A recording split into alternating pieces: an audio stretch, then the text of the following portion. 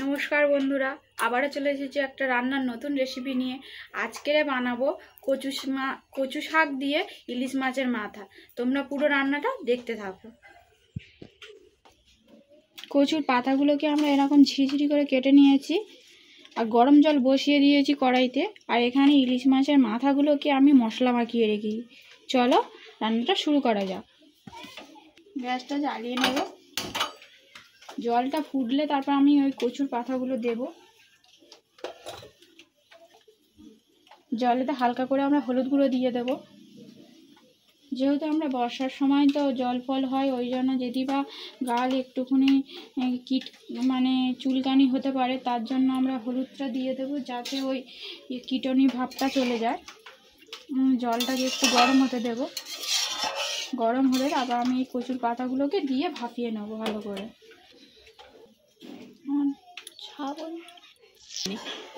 এবার জলটা হয়ে গেছে, দেখো বন্ধুরা। এবার আমরা পাতাগুলো দিয়ে দেব।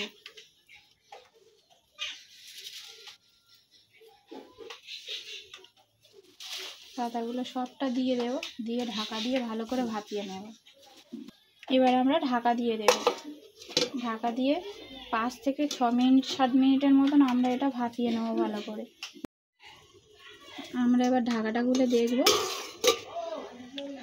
দেখো আমাদের ভাপানো হয়ে গেছে। এবার আমরা এটাকে জল ঝারিয়ে নেব। আমাদের ভাপানো হয়ে গেছে, এবার আমরা জলটা ঝারিয়ে নেব। কড়াইটা জ্বালিয়ে নেব। বা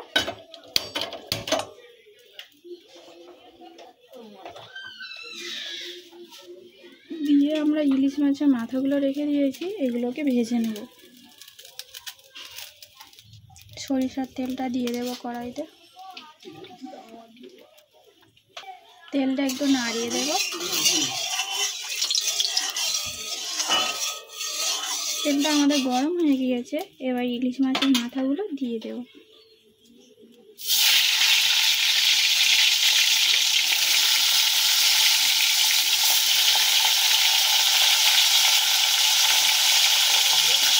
দিয়ে ভালো করে ভেজে নেব আমরা। মাথাগুলো এক পিঠ ভাজা হয়ে গেছে। এবার আমরা এক পিঠ উল্টে দেবো। এটা ভালো মচমচে করে ভেজে নিতে হবে আমাদের মাথাগুলোকে। খেতে খুব দারুণই লাগবে। আমরা 3টে মাথা ভালো করে ভেজে নেব। মাথাগুলো আমাদের ভাজা হয়ে গেছে, দেখো বন্ধুরা।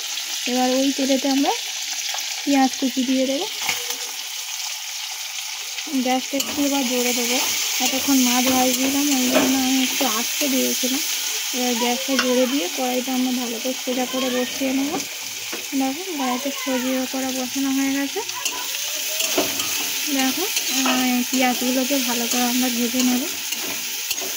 এটা খেতে খুব সুন্দর লাগবে। তোমরা বাড়িতে অবশ্যই একবার করে দেখবে। চিড়ে করে কাঁচা লঙ্কা কিছুটা দিয়ে দেবো। দিয়ে এটাকে ভালো করে ভেজে নেব আমরা। দেখো এমন করে ভেজে নেব আমরা। পেঁয়াজগুলো ভাজা হয়ে গেছে। এবার আমরা রসুন একটু দিয়ে দেব। দিয়ে এটাকে একটু ভেজে নেব, যাতে কাঁচা গন্ধটা আমাদের চলে যায়। তার জন্য একটু ভেজে নেব। দেখো এমন করে ভেজে নেব। কাঁচা গন্ধটা যতক্ষণ না যাবে একটু ভেজে নিতে হবে ভালো করে।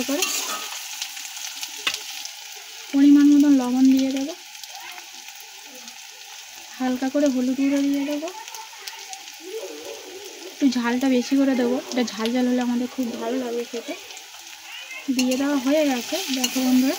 আর আমাদের রসুনের কাঁচা গন্ধটাও চলে গেছে। এবার সিদ্ধ করে কচুর পাতাগুলো আমরা দিয়ে দেবো। এর ওপরে একটু গ্যাসটাকে আস্তে করে দিতে হবে।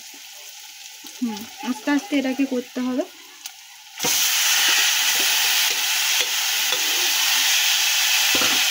কচুর পাতাগুলোকে দেওয়া আমাদের হয়ে গেছে। দেখো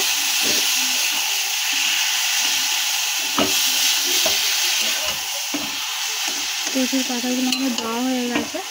এবার এখন করে ভালো করে সব জায়গায় মশলাটা যাতে হয়ে যায়, তার জন্য আমরা চারদিকে মশলাটা দিয়ে দেবো। দিয়ে এবার যে টুকরো করে মাছের টুকরোগুলো ভেজে রেখেছিলাম মাথাগুলো, এগুলো দিয়ে দেব। দিয়ে ভালো করে আমরা ভেজে নেব, নাড়িয়ে নাড়িয়ে নাড়িয়ে নাড়িয়ে ভালো করে ভেজে নেব এটাকে আমরা। আর এর আস্তে আস্তে রস মারতে হবে।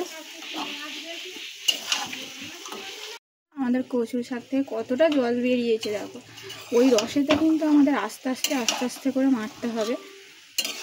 আর ওই রসেতেই আমাদের আস্তে আস্তে হয়েও যাবে সুন্দরভাবে। দেখো আস্তে আস্তে গ্যাসটা দিয়ে কিন্তু করবে তোমরা, আর এটা খেতে কিন্তু দুর্দান্ত লাগবে।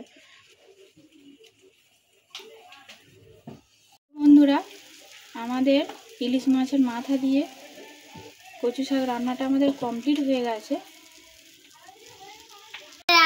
যদি আমাদের রান্নাটা ভালো লেগে থাকে অবশ্যই অবশ্যই আমার চ্যানেলটাকে সাবস্ক্রাইব করে দেবেন আর বন্ধু হিসেবে আমার পাশে থাকবেন। নমস্কার।